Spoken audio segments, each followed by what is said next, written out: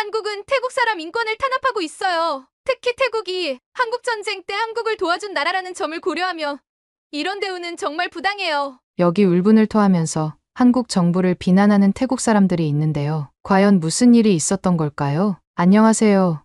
저는 올리비아 그레이스라고 합니다. 워싱턴 포스트에서 국제 정치와 인권 문제를 전문으로 다루는 기자로 일하고 있어요. 신입이지만 인권 문제에 관해서는 나름의 전문성을 갖추고 있다고 자부하죠. 그런 제가 인생의 첫 큰 기사를 쓰게 될 줄은 몰랐습니다. 그것도 한국과 태국 사이의 복잡한 문제에 대해서 말이에요. 모든 건 어느 화창한 아침 편집장님의 호출로 시작됐어요. 올리비아, 한국에서 태국인들을 대량 추방하고 있어. 이걸 취재해 볼 생각 있나?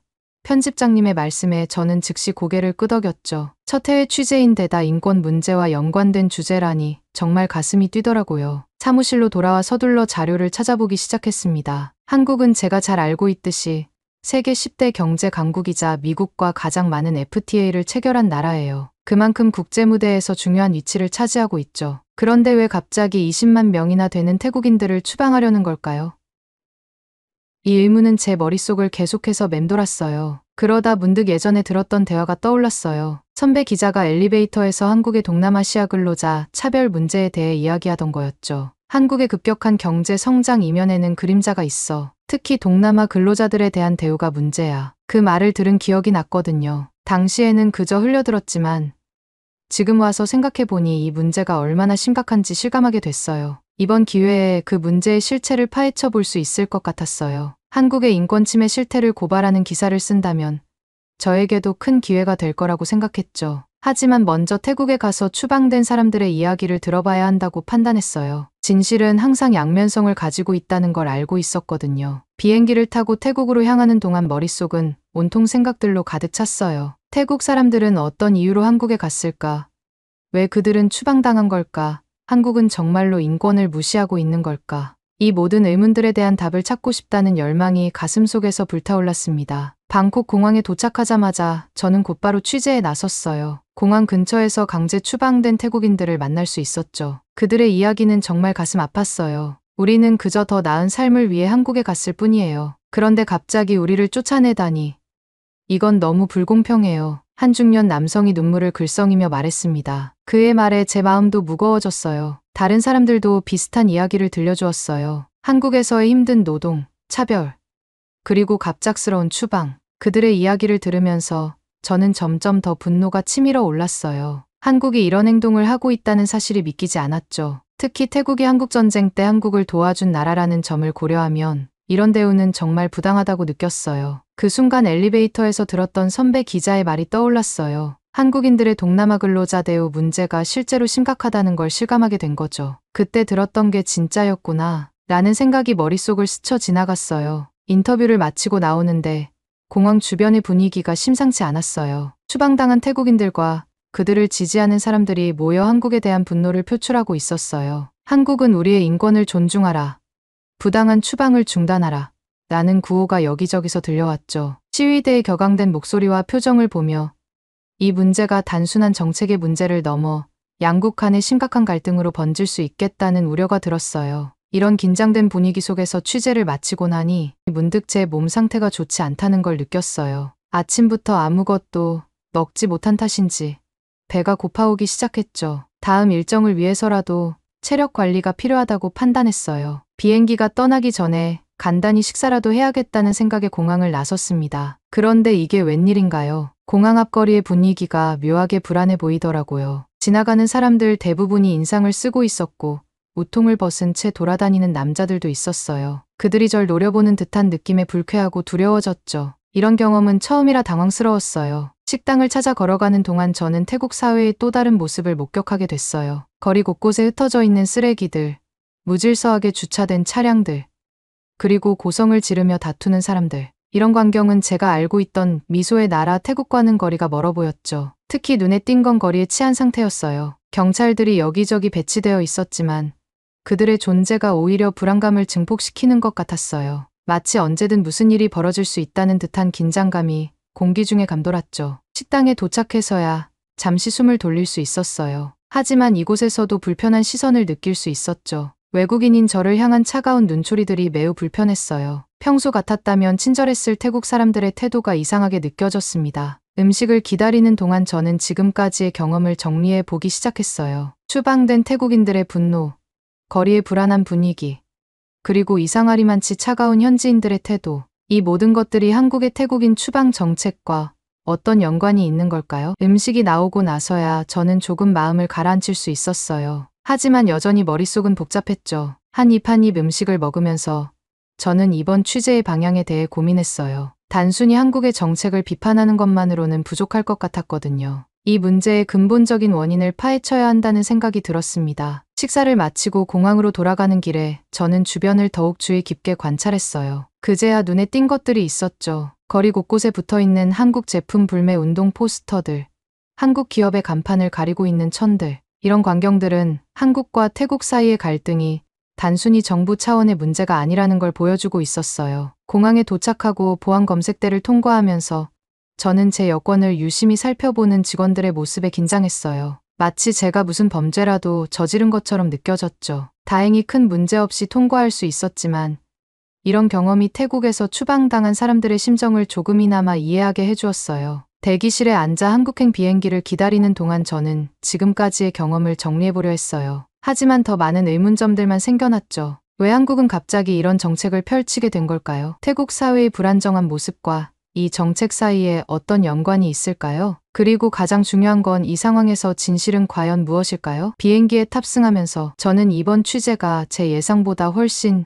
더 복잡하고 심층적인 문제를 다루게 될 것이라는 걸 깨달았어요. 단순히 한 국가의 정책을 비판하는 것이 아니라 두 나라 사이의 복잡한 관계와 각국의 내부 사정까지 고려해야 할 것 같았죠. 비행기가 이륙하고 창밖으로 태국의 풍경이 작아지는 걸 보며 저는 다시 한번 제 역할에 대해 생각했어요. 기자로서, 그리고 인권 전문가로서 저는 이 복잡한 상황 속에서 진실을 찾아내야 해요. 그리고 그 진실을 통해 사람들에게 새로운 시각을 제시해야 하죠. 인천공항에 발을 내딛는 순간 태국에서 느꼈던 불안감이 거짓말처럼 사라졌어요. 깨끗하고 정돈된 공항의 모습에 저도 모르게 안도의 한숨을 내쉬었죠. 하지만 동시에 의문이 들었어요. 이렇게 발전된 나라에서 어떻게 인권 침해가 있을 수 있을까? 공항을 빠져나와 첫 번째 일정인 사라 김 워싱턴 포스트 서울지국장과의 만남을 위해 서둘러 움직였어요. 택시를 타고 가는 동안 서울의 거리를 유심히 살펴봤죠. 깔끔하게 정비된 도로, 질서 있게 움직이는 차량들, 그리고 바쁘게 걸어가는 사람들. 태국에서 봤던 혼란스러운 모습과는 너무나 달랐어요. 사라를 만났을 때 그녀의 첫 마디가 아직도 귓가에 생생해요. 올리비아, 여기서 당신이 보게 될 건 예상과 많이 다를 거예요. 그 말에 저는 궁금증이 더욱 커졌죠. 사라는 한국의 현 상황에 대해 상세히 설명해 주었어요. 불법 체류자 문제, 노동력 부족, 그리고 범죄율 증가 등 제가 미처 생각하지 못했던 측면들이었죠. 한국 정부의 결정이 갑작스러워 보일 수 있지만 오랫동안 누적된 문제들의 결과예요. 사라의 말에 고개를 끄덕이면서도 저는 여전히 의문이 남았어요. 그래서 직접 현장의 목소리를 들어보기로 했죠. 다음 날 한 중소기업 사장님과의 인터뷰가 있었어요. 김 사장님은 20년 넘게 외국인 근로자들과 함께 일해온 분이었죠. 우리는 태국 근로자들을 가족처럼 대해왔어요. 하지만 최근 들어 불법 체류자들로 인한 문제가 심각해졌어요. 김 사장님의 말씀을 들으며 저는 이 문제가 단순히 정부 정책의 문제가 아니라는 걸 깨달았어요. 김 사장님은 계속해서 말씀하셨어요. 정직하게 일하는 태국 근로자들은 정말 훌륭해요. 하지만 불법 체류자들 중 일부가 저지르는 범죄들이 모든 태국인들의 이미지를 망치고 있어요. 이 말을 듣고 저는 태국에서 봤던 불안한 모습들이 떠올랐죠. 그때 느꼈던 불편함이 이해가 가기 시작했어요. 인터뷰를 마치고 나오는 길에 주우진 한국 외교부 공보관과 만났어요. 그는 저에게 한국 정부의 입장을 상세히 설명해 주었죠. 우리는 모든 외국인 근로자들의 인권을 존중합니다. 하지만 동시에 우리 국민의 안전도 지켜야 해요. 그의 말에 수긍이 가면서도 태국에서 만났던 추방된 사람들의 얼굴이 떠올랐어요. 주우진은 계속해서 말했어요. 이번 조치는 불법 체류자들을 대상으로 한 거예요. 합법적으로 체류하는 외국인들에게는 아무런 영향이 없습니다. 그의 설명을 들으며 저는 점점 더 혼란스러워졌어요. 태국에서 들었던 이야기와 한국에서 듣는 이야기가 너무 달랐거든요. 그날 저녁 호텔방에 돌아와 지금까지의 취재 내용을 정리하면서 저는 깊은 생각에 잠겼어요. 한국의 발전된 모습, 기업인의 솔직한 증언, 그리고 정부 관계자의 설명. 이 모든 것들이 제가 가지고 있던 선입견을 조금씩 무너뜨리고 있었죠. 다음 날 아침, 저는 한국의 한 공장을 방문했어요. 그곳에서 일하고 있는 태국 근로자들을 만나 이야기를 나눴죠. 놀랍게도 그들의 표정은 밝았어요. 그들은 한국에서의 삶이 힘들 때도 있지만 우리를 존중해주는 것에 감사하다고 이야기했어요. 공장장은 저에게 이렇게 말했어요. 우리는 국적에 상관없이 모든 직원을 동등하게 대우해요. 다만 불법 체류자들이 문제죠. 그들 때문에 성실하게 일하는 외국인 근로자들까지 피해를 보고 있어요. 이 말을 듣고 저는 문제의 본질이 어디에 있는지 조금씩 이해하기 시작했어요. 문제는 한국 사람들이 아니라 태국 사람이었던 거예요. 오늘 저녁에는 주우진과 식사 약속이 있어요. 그와 더 깊은 이야기를 나누며 새로운 인사이트를 얻을 수 있길 기대하고 있어요. 그는 한국 외교부 공보관으로 이번 사태에 대한 정부의 입장을 더 자세히 들을 수 있을 거라 기대했죠. 우리는 한국의 전통 음식점으로 향했어요. 가는 길에 서울의 밤거리를 보며 태국과의 차이를 실감했습니다. 깨끗하고 질서 정연한 모습이 인상적이었어요. 식사를 하면서 우리는 깊이 있는 대화를 나눴어요. 주우진은 한국의 외국인 정책에 대해 상세히 설명해 주었죠. 우리나라는 합법적으로 체류하는 외국인들을 환영해요. 하지만 불법 체류자 문제는 심각해지고 있어요. 그의 말에 고개를 끄덕이면서도 제 마음 한편에는 여전히 의문이 남아 있었죠. 식사를 마치고 나왔을 때 밤 공기가 상쾌하게 느껴졌어요. 우리는 천천히 걸으면서 이야기를 이어갔습니다. 주우진이 제안했어요. 근처에 좋은 카페가 있어요. 차 한잔하면서 더 이야기 나눠볼까요? 저는 기꺼이 동의했죠. 그때였어요. 갑자기 큰 소리와 함께 충격이 느껴졌어요. 우리 옆으로 승합차 한 대가 빠르게 지나가더니 주우진의 차를 들이받았죠. 너무나 놀라 잠시 어떻게 해야 할지 몰랐어요. 자칫 잘못하면 그 차가 우리를 칠 뻔했다는 생각에 온몸에 식은땀이 흘렀습니다. 주우진이 먼저 정신을 차리고 사고 차량으로 달려갔어요. 괜찮으세요? 주우진이 운전자에게 물었지만 대답이 없었죠. 저도 다가가 보니 운전석에 한 여성이 의식을 잃은 채 쓰러져 있었어요. 주우진이 재빨리 119에 신고를 했고 저는 주변을 살펴봤어요. 다행히 지나가는 사람들은 없었지만 사고 현장은 아수라장이었죠. 올리비아, 괜찮아요? 주우진이 걱정스럽게 물었어요. 저는 겨우 고개를 끄덕였죠. 네, 괜찮아요. 하지만 우리가 다칠 뻔했어요. 그러자 주우진은 저를 안심시키듯 말했어요. 다행히 우리는 무사해요. 이제 경찰이 오면 상황을 설명하면 돼요. 얼마 지나지 않아 구급차와 경찰이 도착했어요. 의료진이 여성 운전자를 응급처치하는 동안 우리는 경찰에게 목격한 내용을 자세히 진술했습니다. 경찰관은 우리의 이야기를 꼼꼼히 메모하면서 물었어요. 혹시 차량 번호나 특이사항을 기억하시나요? 주우진이 대답했어요. 네, 승합차였고 번호는 이라고 말하는데 경찰관의 표정이 갑자기 심각해졌어요. 이 차량, 수상한 활동으로 수배가 된 차량입니다. 두 분께서는 경찰서로 와주셔야 할 것 같습니다. 자동차 피해 신고도 하셔야 하고 좀 더 자세한 조사가 필요합니다. 우리는 경찰차를 타고 경찰서로 향했어요. 가는 동안 저는 계속 떨리는 마음을 진정시키려 노력했죠. 이동하는 동안 경찰관은 한국의 음주운전 단속과 처벌 규정에 대해서 이야기해 주었어요. 한국에서는 음주운전을 매우 강력하게 처벌합니다. 1회만 적발되어도 면허 취소 등 엄중한 처벌을 받죠. 그래서 대부분의 한국인들은 음주운전 대신 대리운전을 이용해요. 아마 살면서 음주운전을 한 번도 안 해본 한국인이 99%는 될 겁니다. 아마 사고를 낸 사람은 동남아시아 불법 체류자일 확률이 높을 거예요. 저는 경찰관의 설명을 들으면서 의문이 들었어요. 불법 체류가 잘 못된 거기는 하지만 그렇다고 모든 불법 체류자들이 음주운전을 하는 건 아니라고 생각했어요. 제가 제 의견을 경찰관에게 전달하려고 할 때 갑자기 경찰관의 전화벨이 울렸어요. 경찰관이 전화를 받더니 표정이 묘해졌죠. 전화를 끊은 후 그가 말했어요. 방금 병원에서 연락이 왔습니다. 사고를 낸 여성은 태국 여성이고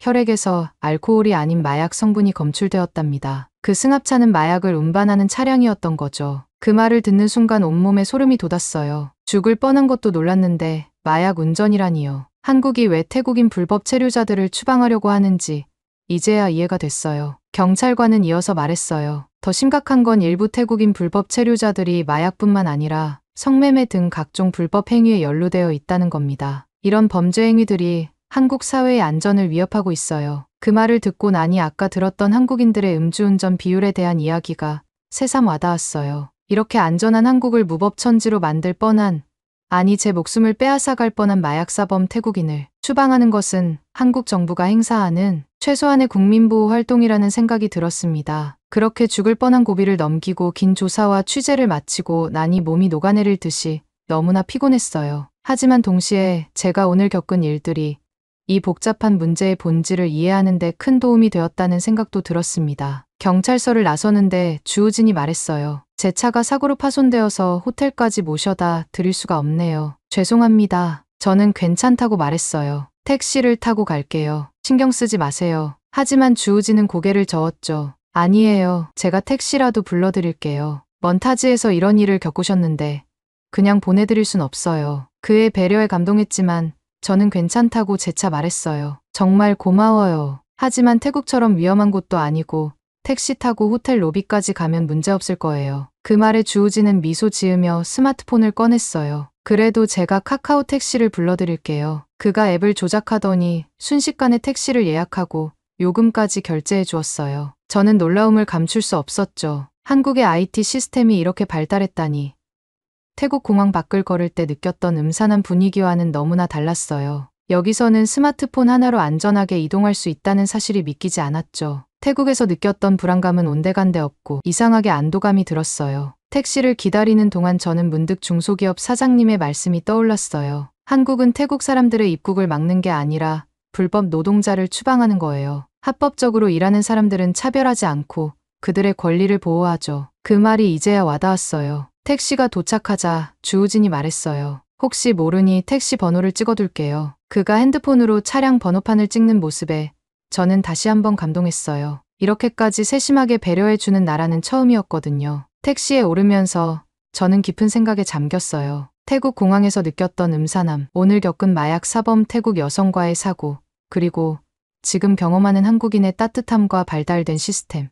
이 모든 것들이 제가 한국에 오기 전에 가졌던 생각들이 얼마나 잘못됐는지 보여주고 있었어요. 호텔로 향하는 택시 안에서 저는 제 노트북을 펴고 오늘 있었던 일들을 정리하기 시작했어요. 이번 취재가 제 기자 생활의 전환점이 될 것 같다는 생각이 들었습니다. 호텔 방에 앉아 노트북을 펴고 있자니 지난 며칠간의 경험이 주마등처럼 스쳐 지나갔어요. 태국에서의 불안한 경험과 한국에 대한 선입견, 그리고 실제로 겪은 한국의 모습까지 이 모든 것들이 제 머릿속에서 뒤엉켜 있었죠. 동시에 워싱턴 포스트 본사에 중간 기사를 제출해야 할 시간이 다가오고 있었어요. 하지만 무엇을 어떻게 써야 할지 방향은 명확했어요. 제가 처음에 가지고 있던 생각들이 완전히 뒤집혔거든요. 깊은 숨을 내쉬고 저는 키보드 위에 손을 올렸어요. 그리고 제가 경험한 모든 것을 있는 그대로 써 내려가기 시작했죠. 한국의 태국인 추방 정책, 그 이면에 숨겨진 진실이라는 제목으로 글을 시작했어요. 태국에서 느꼈던 불안감, 한국에 도착해서 본 질서 정연한 모습, 그리고 마약 운전 사고까지